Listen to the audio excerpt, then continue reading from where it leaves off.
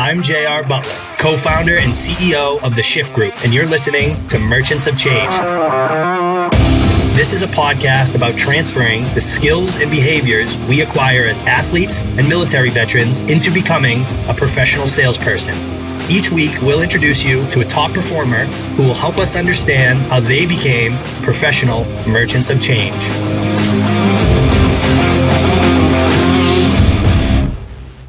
What's up, kid? JR, I am fired up to be here today. Thank you for having me. I am pumped. Today we've got Eric Kapitulik. Eric, thank you so much for being on the show.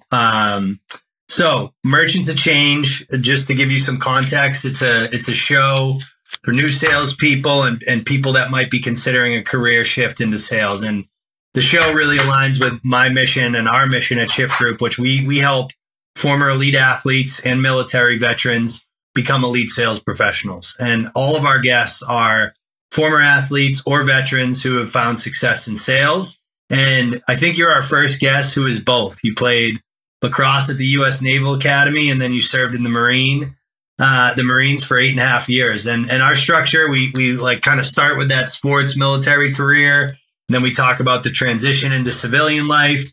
And then we talk about some lessons you've learned in things like sales and entrepreneurship in your case. Does it sound like a good plan? Yeah, let's fire it up. Let's do it. I love it. I love it. So kind of going back, we like to start with a really broad question. When I ask you to recall some of your favorite memories of playing lacrosse, where does your mind drift off to? Well, certainly. I mean, I was a walk-on. So I only started playing lacrosse my junior year in high school. I really have more of a basketball background. And if you can play basketball and at a relatively high level, you understand lacrosse. And it's actually easier from seeing and understanding how the offense is run and what you need to do, your defensive positioning, but you don't have a stick, right? So when I started playing my junior year in high school, I think I had a leg up against a lot of people who had just been playing lacrosse their whole life. And it really carries through to today, where as the father of an 11-year-old boy, he's a 3-sport athlete. And I'm a big believer in playing as many sports as you can for as long as you can. For that reason, right? You learn a lot of skills from other sports that can be used for other skills. Anyway, so I started playing my junior year, and coming out of high school, wasn't recruited for lacrosse. Was actually recruited for running. And I went to the Naval Academy, and I had told the coach, look, if you want to recruit me, okay, but I think I'm done with my running career. But I got to the Naval Academy prep school and I made the lacrosse team. I just walked on there, and that's when I met the head coach for the first time, Brian Matthews. And then when I got down to the Naval Academy as a walk-on, made the team. And making the team as a walk-on, it's just really special, right? And then you think, okay, hey, look, I just want to make the team. I just want to make the team. And then I make the team, and very consistent with my personality, I'm then like, okay, now I want to get playing time. All right, so now just being on the team's not good enough. I got to get playing time. And then as a freshman, I got playing time, and then it's like, all right, I got to start. And then I still remember starting for the first time my sophomore year.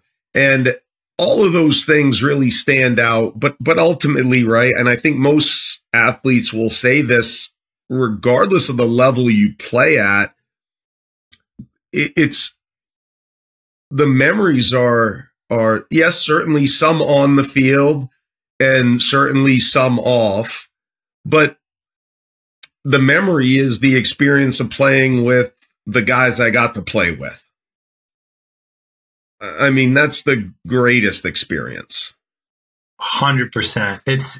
It's the teammate culture. When Tom asked me that question last week, I did the podcast, and my immediate answer was the locker room, like being around my my best friends battling together every single day. It's the best part of sports in general. And I think as I've met more and more veterans, we get a very similar answer about their service time as well. I think it's exactly why it's so difficult as it is to transition from being a high level athlete, why it's equally difficult to transition as a member of our military for the same reason, because that locker room or the people you serve with are so special, and the experiences you have with them are so special and so different than any other experience there is in life. It makes the transition very challenging. Totally. And I think it's getting harder and harder because society in general, and even corporate America, I see this is where there's a lot more individualism and kind of, just selfishness a little bit. And less people realize that as being a member of a corporate organization means you're supposed to be a teammate first. You know what I mean? JR, I'll say this. I don't disagree with you, but the only thing I'll say is that in my experiences in at the program, I talked about my son earlier. He's 11 years old, about to turn 12. He's a football, basketball, lacrosse athlete. I'm very fortunate. I get to coach him, whether as a head coach or as an assistant in just about every season. And in those experiences have just reinforced what I've seen as the CEO of the program, working with college and pro athletes and then working in corporate America. And that is the great majority of the kids, the great majority of the parents, they're great Americans. Great, selfless kids, great parents, selfless parents, trying to teach them the right things, supportive of the coach to reinforce that messaging. But there is a vocal minority, whether it's parents, students, or young people, young student athletes, who then grow older and then they enter the workforce. And to your point, they are just selfish, victim mentality, somebody else's fault people. But they're vocal. And I think one of the things that's happening, and I see it too often, I've had it happen to me personally, is when that vocal minority becomes vocal, as a leader, you have got to understand where your loyalty lies. And there's too many leaders in these situations, whether it's in corporate America, as coaches at various levels, school administrators who don't want to be leaders.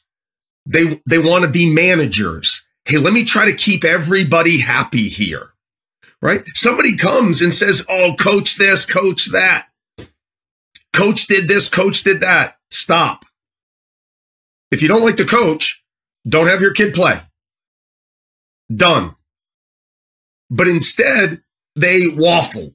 Well, okay, I'll talk to the coach. And then they'll come to the coach and say, hey, I don't disagree with you, but just tone it down for this person or that person. And that just allows this attitude and that vocal minority to become even more vocal. They never get shut down. And that, unfortunately, is part of youth sports. And those same parents are producing those individual kids and then young adults that are entering higher levels of athletics, and then the corporate world, who are the people you're explaining, selfish, undisciplined, and they're still blaming the coach or the teacher for it. Right. 100%. It continues. And I think the reason that the program and shift group have so much in common is we talk a lot about the importance of being a great teammate first before anything else. And like when you look back, both in your experience playing at Navy and like serving in the Marines, like what are some of the characteristics of your favorite teammates when you look back to both those experiences, you think? Yeah, well, certainly, as we get older, I mean, as younger kids, you spend a lot of time with people who share what you enjoy doing. So you're on a football team, you spend a lot of time with the other kids on the team who are football players or basketball players or whatever, right? Or whatever the sport might be. And as you get older, that might be true in that, well, we're coworkers, so we spend time together. But in fact, who we end up spending most of our time with and who we want to spend most of our time with as we get older, at least, are people who share your value system, right? And share your core values. When in college, when I think about who did I want to spend time with in college, 18, 19, 20, 21 years old, it was people who did the same things that I did. So when I looked at a great teammate, it was somebody who worked just as hard as I worked. That would be probably the thing that stood out the most, was if guys didn't work hard, I mean, nobody was no lacrosse player on the Navy lacrosse team would describe me as the most talented. I can tell you that. But they would say I was one of, if not the hardest working member of the team. And I had to be, first of all, if I wanted to see the field, I had to. And because of that, that's who I liked, right? I mean, it's a value of mine. It's who I like.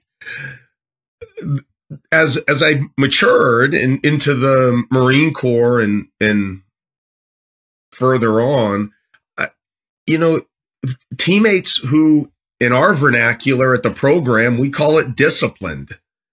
Do what you say you are going to do. And if you can't, I'm really going to dislike you. And by the way, you're going to hate me too. I mean, it's going to be a two-way streak here. But if I can't trust you to do what you say you're going to do, I just don't want any relationship with you. And quite frankly, you're not going to want one with me either. So, I mean, we're good.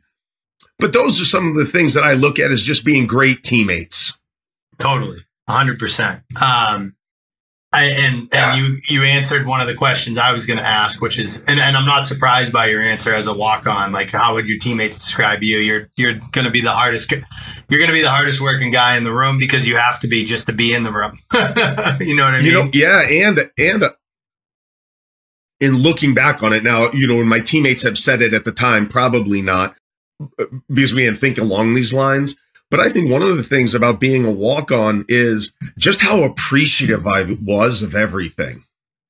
That would be another characteristic of when I was playing, even as a, kind of a 21-year-old who thought that I, was the greatest thing since sliced bread. I think I was still very appreciative of the opportunity to play college lacrosse.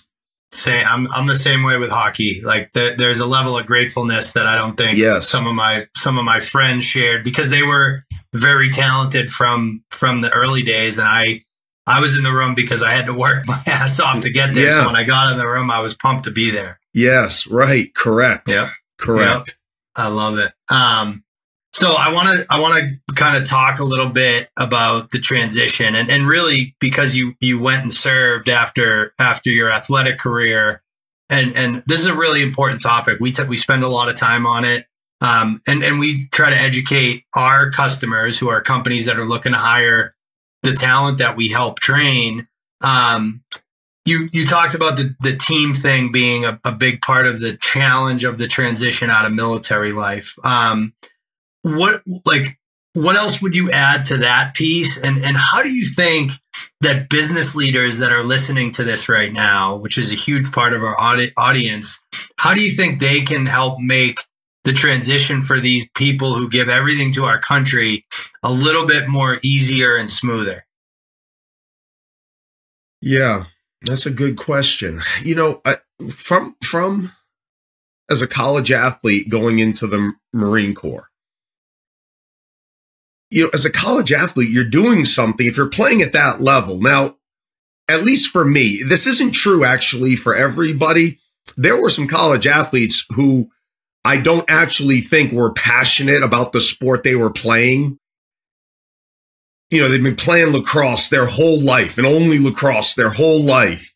Then they get to college, they're on a college lacrosse team. And it's interesting because as a walk-on, I ended up starting over a lot of the biggest recruits, high school All-Americans, because they get to college, they're so sick of playing the sport that they never got any better after that, right? I was the exact opposite. Well, but the reason why I bring that up is that when I played college lacrosse, I was truly passionate about the sport of lacrosse. I ate, slept, breathed it 12 months a year. Okay. Then I transitioned into the Marine Corps and was equally passionate about being the absolute best infantry officer and then special operations officer that I could be. Equally passionate. Ate, slept, read books, experiences, sought those experiences out, mentors out, all of those things. I mean, I was all in. All in. And then I transitioned from the Marine Corps to business school first. And then into corporate America. And that transition, not to business school. I mean, look, you go from special operations in the Marine Corps being cold, wet, tired, and hungry 95% of the time, to your first class being a 10 a.m. class, right? I mean, that's not that difficult to get used to, right? But then transitioning to corporate America, where now you're waking up early to go to a job that, are you all in about? Are you truly passionate? I mean, at this point, I'm 30 plus years old, and it's the first time I'm doing something that I'm not passionate about doing. I talk about it when I come out of business school, out of the University of Chicago, I go work at Goldman Sachs. And I always talk about, well, I worked there for a year and a half, a very long year and a half. And people always get a joke from people about it, right, when you say it. But I'm the first guy to tell you, it was a long year and a half for me. It was a longer year and a half for Goldman Sachs. It wasn't like, you know, they were high on Eric Kapitulik, right? I mean, like, and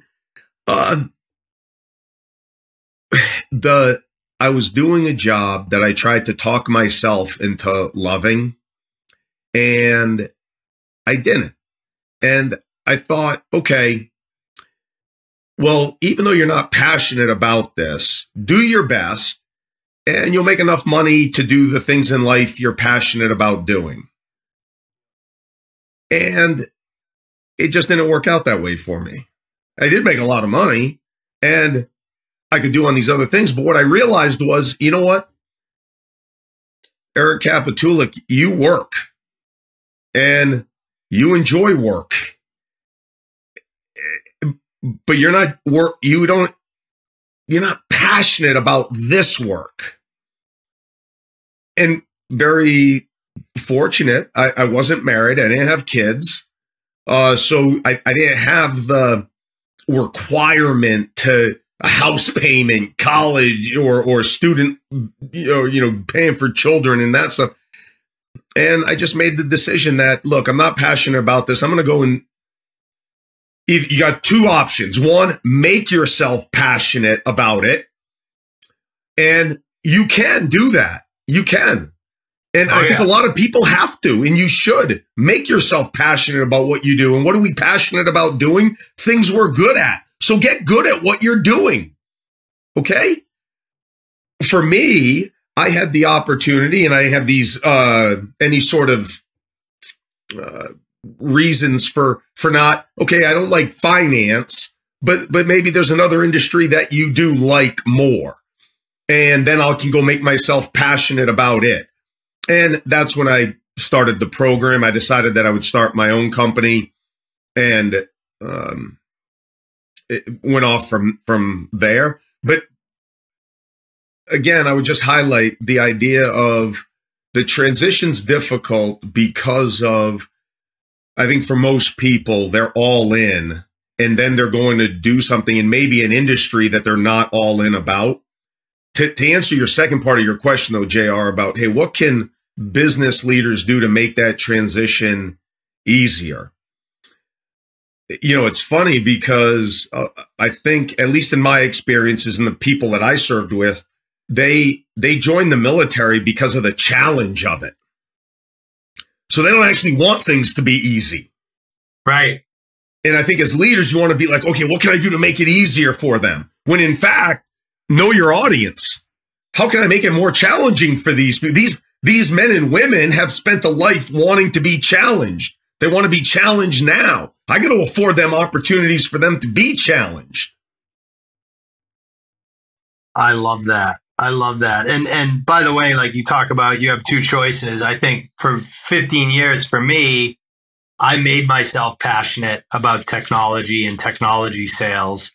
And the way I describe it to our candidates is, I never lost my passion for excellence.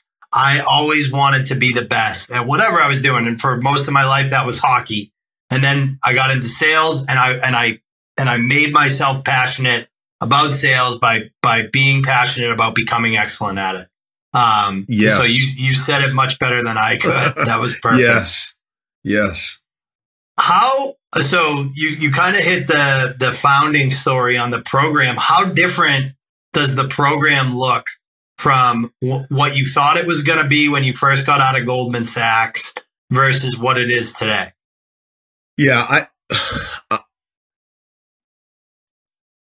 I am very proud of being the founder of the program. I would be out of business if it were still I. I may have founded it. We have made it what it is. Okay. When I started the program, right now, people will always be like, oh my God, Eric, the program, what a great idea. And I always am like, it is a great idea, isn't it? It's not my idea, but it's a great idea. When I finished at Goldman Sachs and transitioned and started the program, my idea for starting the program was, I was a volunteer assistant lacrosse coach at a prep school at Belmont Hill outside of Boston, right? And I know Eddie Gallagher, legend. Right there, right? Okay. So in my being an assistant or volunteer coach there, we would travel and go to other prep schools. And all of these schools, to include Belmont Hill, had these amazing weight rooms, strength and conditioning facilities, fitness facilities. And they had basically, every day from 3 to 6, they would have some science or an English teacher monitoring the weight room to ensure kids didn't kill themselves. And my idea when I started the program was, okay, we can do better than that. I'm going to train strength and conditioning coaches. I'll make them get CS certification, so the highest certification they can get. And then I'll train them to be great mentors using some of the things I learned throughout my life, doing very much in the Marine Corps. And schools will hire us to be strength and conditioning coaches, but on an hourly basis, because in high schools, weight rooms are only getting used for a certain number of hours every afternoon. That was my idea. And in the first year, we did make money doing it. First, second, third year, we made money doing it. I think it was actually just first and second year, maybe a little bit into the third year. We made money doing it. Right when I founded the program, though, John Tillman, Coach Tillman, now the Maryland men's lacrosse coach, he had just been named the head coach at Harvard. Coach Tillman was an assistant coach on the Navy team when the last thing I did in the Marine Corps was teach leadership and work in the admissions department at the Naval Academy. Right after my tour in special operations, I showed up at the Naval Academy. I think some lacrosse guys had gotten in trouble. Coach Meade, the head coach, called me up and said, Cap, can you come down here and just wear these guys out for a few days? And that's what I did. I just worked out with the team. Okay, now fast forward. I just found the program. The assistant coach on that Navy team is now the head coach at Harvard. He calls me up and says, hey, Cap, can you come out here and help develop my guys? Great young men, but can we help look at developing their leadership, their teammateship, their toughness? Okay, so I go up there and I just work out with the team for 2 days. But while I did so at different times during our training, I would call the team captains out to lead some of the exercises with me. And these guys are great young men, smart, obviously, right? They're Harvard, right? So great young men, great athletes, very talented, good people. But they struggled communicating, effectively leading their teammates in some fairly, what I would have considered, basic tasks. And that's where the idea came from, the high school strength and conditioning thing is making money for us, but I think I may be onto something here with leadership development for college athletes. We got a great response from the college athletes. We got an even better response from the coaches. And that's in that first year, we worked with 3 college men's lacrosse teams. We worked at Harvard first. Then I called other coaches I played for or against or with, 3 men's teams. In year 2, we worked with 9 athletic teams. By year 3, we were out of the strength and conditioning business and only doing team building and leadership development. And now we work with more than 160 college and pro athletic teams and corporations throughout North America annually. Amazing. So you kind of fell into it almost. I would say that I worked really hard into it. Yeah, that's a better way to say it for sure. Yeah. 100%. And it was such a good match on like a lot like me for Shift Group. It's like, I almost feel like it's my destiny to do what I'm doing now. Yeah. Right. Yeah. It's great. And it's a great feeling too. I mean, I really do. I feel very fortunate that I'm able to do what I do and do something that I'm passionate about. But again, I'll tell your audience that it's still not like being a college athlete or in the military. And I had to get really good and work really hard to get good at this. And now I've become, to your point, like I feel like, oh my God, I can't believe I would do anything else in my life. Right. But it takes work. Totally. And we talk about this a lot. And I think my background has served me really well. My background in sales as a CEO, because I do a lot of it still. How much do you think of your job as the CEO of the program is sales? Yeah. Without hesitation, even. I know I'm hesitating now, but the only reason for my hesitation is to say, if you're a CEO and your answer isn't 100%, then you're a CEO about to be bankrupt. I mean, it's either direct sales or doing things that's going to help sales. Right. I mean, it's all sales. Right. 100%. So how did you learn to sell? Like, were there mentors that helped you, or do you, like other things, did you kind of figure it out? Yeah. So giving a lot of credit to Goldman Sachs first, coming out of the Marine Corps and going to work at Goldman Sachs, Goldman puts you through a 6-month training program, which is mostly sales or a lot of sales.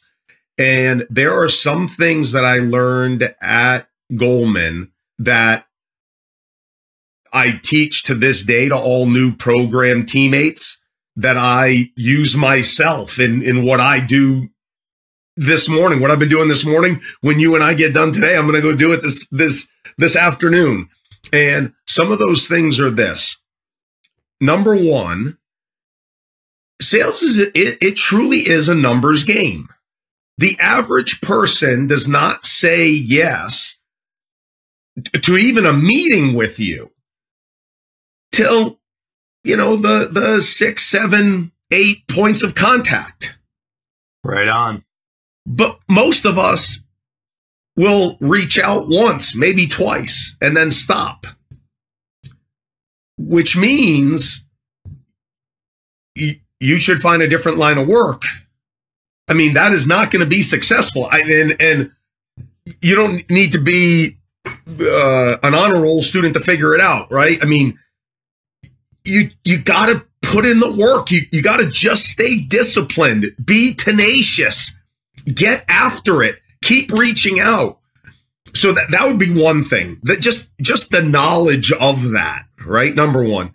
Number two is the very famous saying at Goldman Sachs: be long-term greedy. Never make a short-term financial decision at the expense of long-term wealth creation for your clients or for yourself. Great advice. Say no to a client. I'm sorry, I can't do that. That's not what's in your best interest. I'll get somebody who is better at that for you. Wow. How much trust development did you just, where you just create, where maybe you don't make revenue today, but making every decision with the client's best interest at heart. Oh my God, how long-term greedy a decision was that? Because it's going to pay you off tenfold by doing so. And third, and really something that is just become part of me and part of us at the program is, as I talked about earlier, do what you say you're going to do. Hey, I'm going to get this to you when you and I get off the call. That means you're getting it to them when you get off the call, not the following day where you go, oh, I'm sorry, this came up, that came up. Oh, it slipped my mind. Oh, this, oh, that. Which, by the way, is becoming systemic in American society of, well, I said I was going to do it, but this thing came up or that thing. It's called the victim's mindset. It's becoming systemic in society. Blame other people and other things. No, I said I was going to do this. Here, I'm going to do it. And if you can't, then you can't trust me as a salesperson. And I got to move. If I'm going to be truly successful as a salesperson, I have to move from being a salesperson in this relationship to a trusted advisor. And the way that I become a trusted advisor to you is, first and foremost, doing what I say I'm going to do, number one. And number two, and this I give credit to Goldman Sachs, I'm going to make every interaction I have with you valuable to you. See, when I pick up the call and try to sell something to you or email you, it's valuable to me.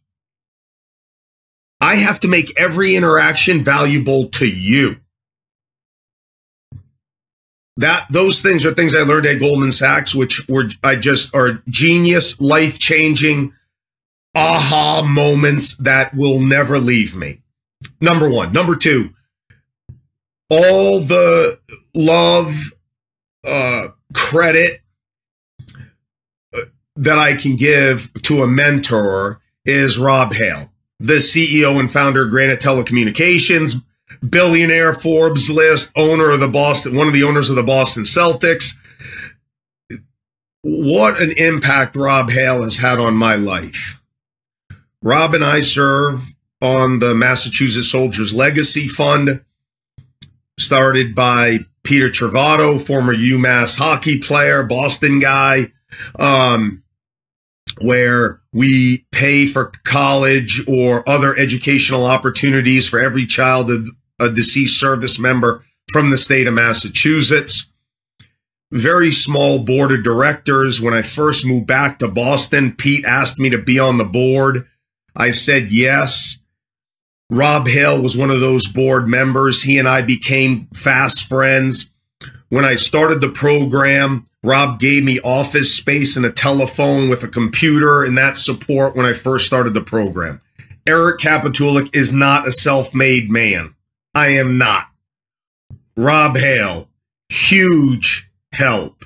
My girlfriend, now wife at the time, bankrolled me the first, when I first started the program, and made $6,000. I think I cleared in the first year of business, right?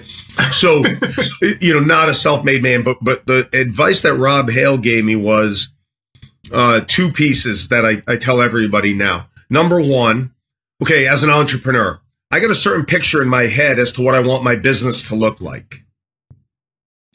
That's good. It's good. You should. But now too many entrepreneurs then spend a lot of money on making their headquarters, office, whatever it might be, look the way they have it in their head. Yeah, but then they got to pick up the phone and call people who they want to make as their clients. And that audience may say, meh, this is what I want. But you've put so much money into making it the way you wanted to make it look that now you're either going to have to shut it down and restart, spend a whole lot more money, or you just don't even have that option and you're going to still just keep calling, keep calling. And that's not what the market wants. So Rob's advice was, great, you have this idea. Okay, now pick up the phone and start calling. And be, confident enough in what you want to do to sell it, but not so confident that you're arrogant about it and aren't humble enough to listen to the market. What does the market want? Number one. Number two, don't ever feel badly about cold calling. You cold call somebody and somebody's like, you jerk, I hate you, I'm getting off the phone. You call a CEO, you're wasting my time, I hate you. How dare you cold call me? That man or woman, when they get off the call with you, they're either going to pick up their phone and start cold calling people, or they're not. And as I said earlier, if they're not, because they feel like, oh my God, it bothers people, it does this or whatever, don't worry about it because they're going out of business anyway. So pick up the phone and call. I love it. That's where it starts. It starts with a call. You're 100% right. By the way, I know Pete very well. Chris, his brother Chris, is my teammate in college at Holy Cross. Oh, really? I did not know there was a connection there. I played men's league with Pete. Yeah, he's a great dude. Yeah, I love Pete Travato. He's awesome. So I want to shift gears. This is a kind of a selfish question, but still important for our audience. We have, like I said, a lot of leaders that work with us. And it's about team building, right? And I'm asking for myself, and I'm really curious to get your take because, like you said, you're not a self-made man. You made some really good decisions on who was going to build with you. If you were coaching someone like me, a founder, thinking about adding key executives to their team, what's your guidance look and sound like for that type of decision? Yeah, thanks. Let me start by saying I really appreciate you highlighting the great decisions I've made on people that have joined my team. Let me be the first person to tell you that I have by a factor of, I don't even know what, but it's a big number, bad decisions. Bad decisions, okay? And I think one of the things that has helped the program the most is, well, first and foremost, clearly defining what, as the founder and CEO, the leader, the number one leader of the program, selecting and then defining what my core values are. because my core values as the founder and CEO are the program's values. That's true for a head coach. It's true for business leaders with whom we work. So select your core values. 3 was what we suggest. What your core values are, define them. What does it mean to be not just selfless? You talked about being selfish earlier, right? So at the program, we're selfless, tough, and disciplined.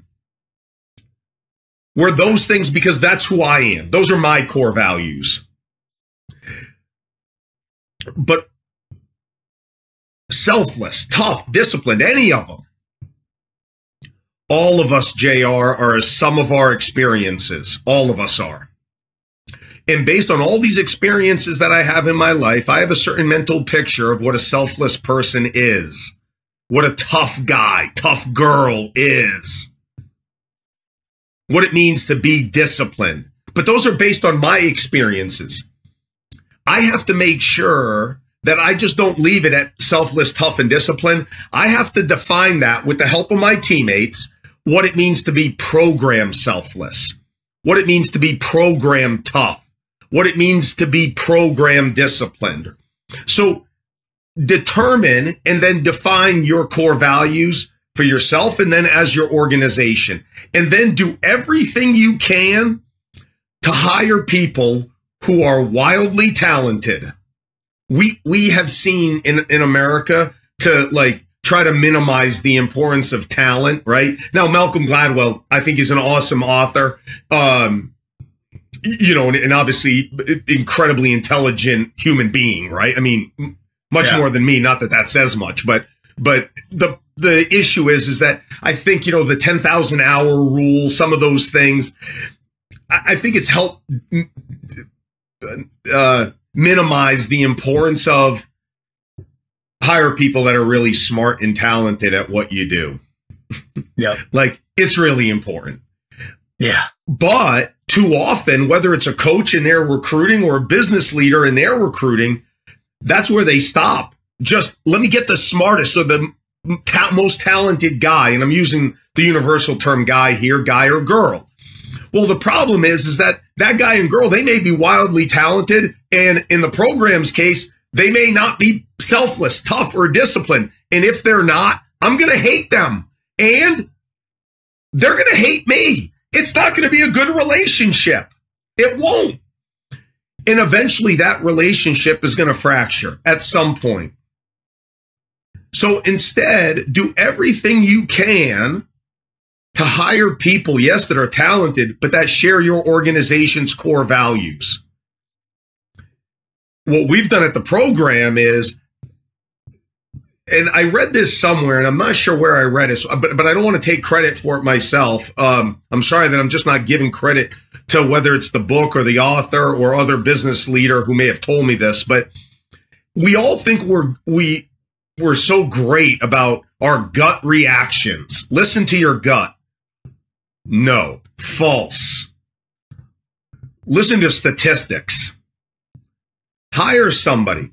Write down, recruit somebody. Write down why you're recruiting them, what you think of that person.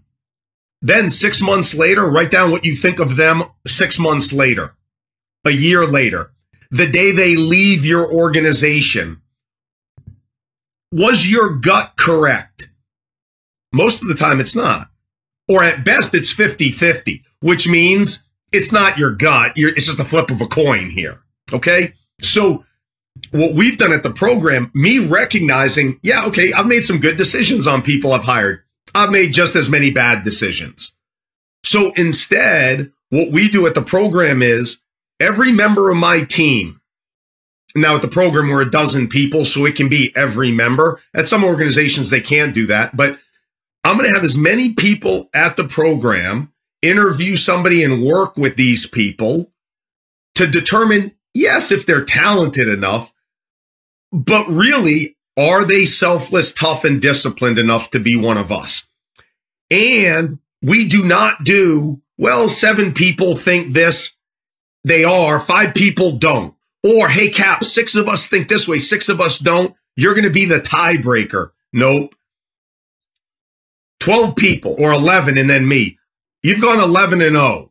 They all think you're selfless, tough, and disciplined enough. So me, I'm just going to say you are. But I want to be clear with you. We're going to find out probably in 2 weeks, maybe even sooner, if you truly are. If you aren't, we will have one conversation about it. One. And then conversation number 2 is not a conversation. It's simply, here are your walking papers. That could be within 2 weeks from now. Understand this. You don't get 6 months or a year at the program, because for that 6 months and a year, you're screwing the rest of the team. So a leader's greatest mistake is not who you hire. It's how long you live with your mistakes. We don't live long with our mistakes at the program. Now, let me be clear, because I know I sound, even as it's coming out of my mouth, I know I sound like a jerk as I say that. I'm okay with it. Eric Kapitulik is not for everybody. I'm okay with it. Here's the thing, though. I understand and I appreciate that it's in the program's best interest to cut ties. It's also in that person's best interest to cut ties. It's in their best interest. Because if they're not selfless, tough, and disciplined, oh yeah, sure, I hate you. Guess what? You hate me too. And you hate your teammates. Because if you're not selfless, tough, and disciplined, only people that are selfless, tough, and disciplined are at the program. So if you don't share our value system, it's not just me, it's all of your teammates and all of your teammates to you.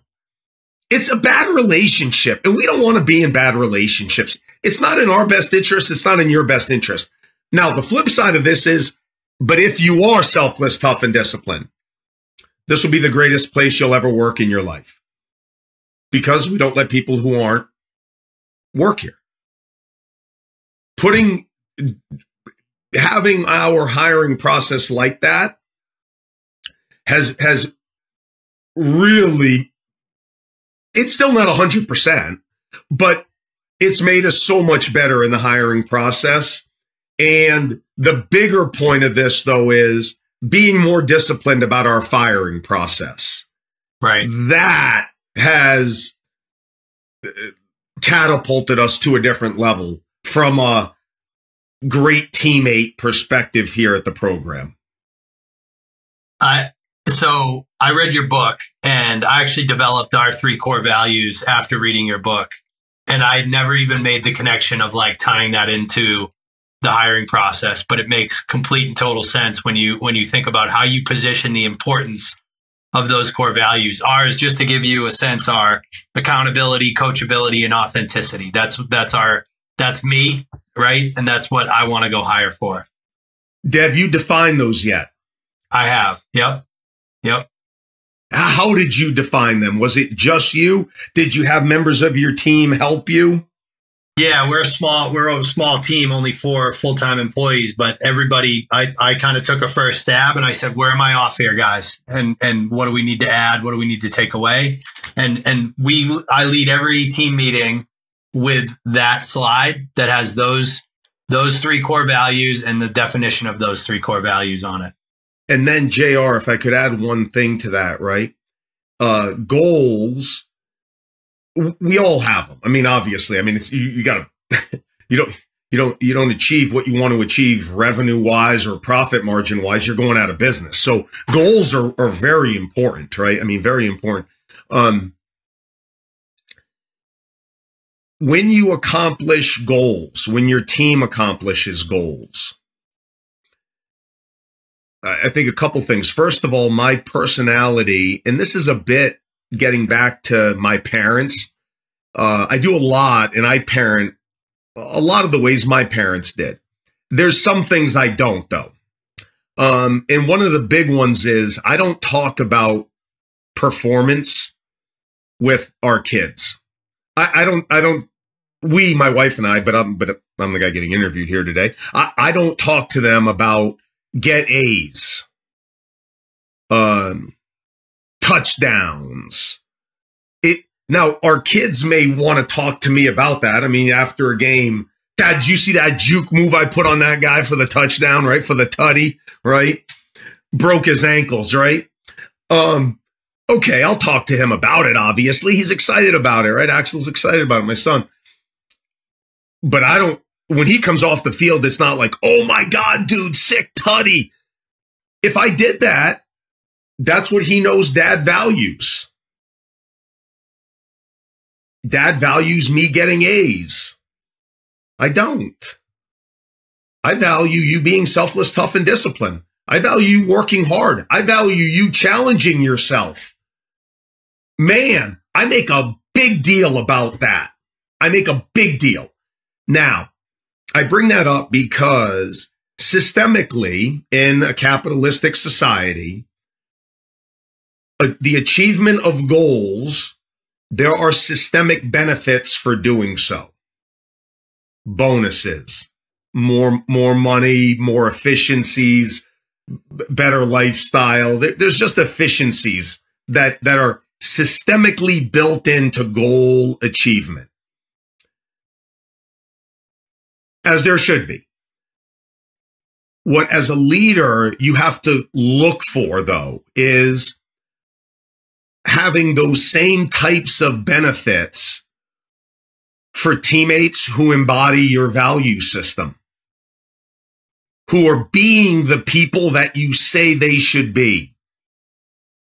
It's got to be both. It has to be.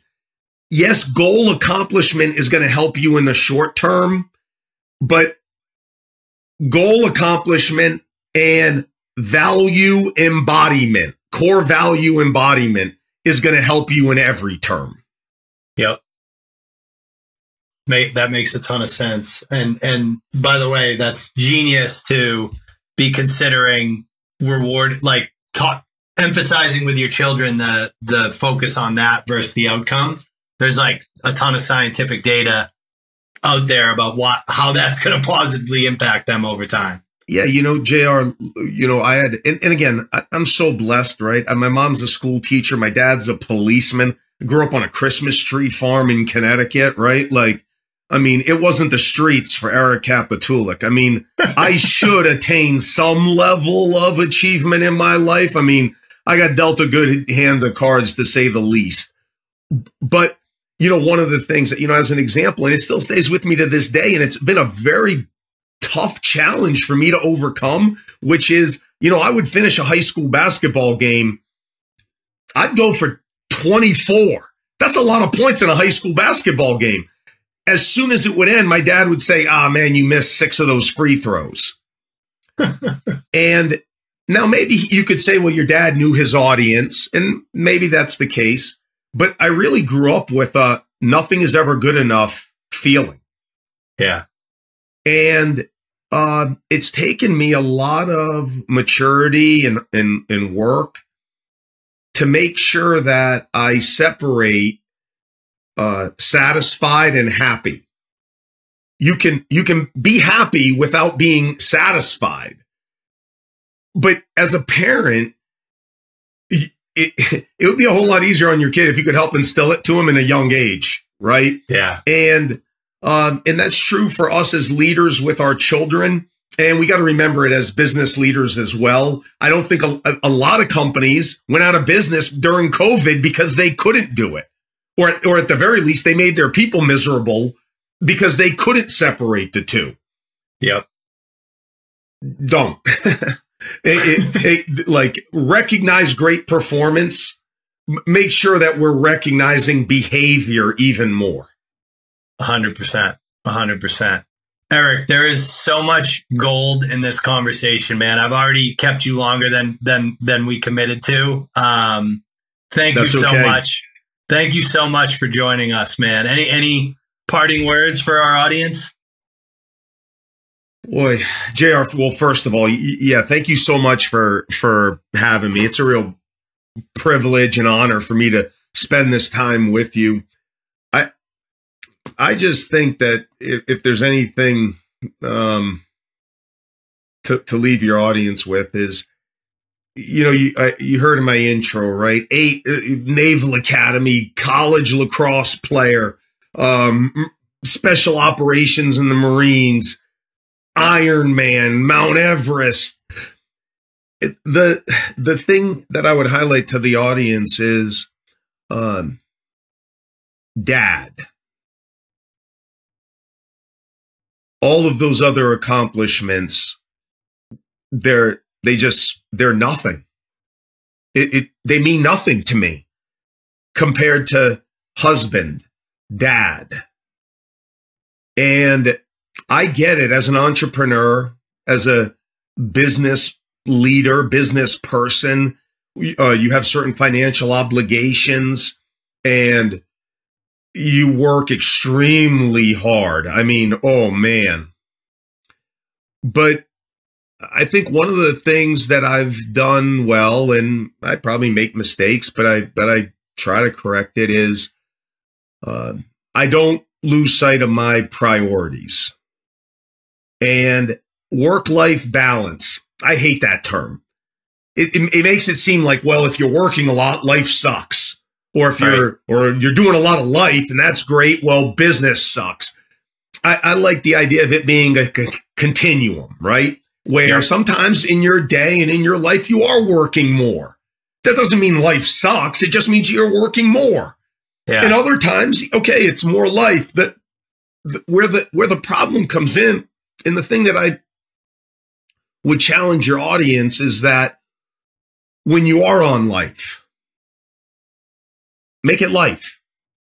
Be present. I get it. Hey, look, if you're a brain surgeon, heart surgeon, you're on call, you need to have your phone with you on. Okay, I get it. I understand. Yeah, that's not most of us. Right. You're with your kids. You're with your wife. Shut your phone off and put it away. Be present. We got one shot at the It's well documented. The number one thing that makes us happy is the depth of the relationships that we have with the people who mean the most to us. Okay, that's a choice you have to make. Make the right choice. Thanks. As a new dad, Eric, I can't tell you how awesome that last piece was. So thank you. I got a 3.5 month old. That was awesome. That's awesome. Good boy, girl. Little boy, Jack Butler. Oh, man. That's awesome. I got great advice from Mike Murphy, the head coach of UPenn men's lacrosse, when my son Axel was just born.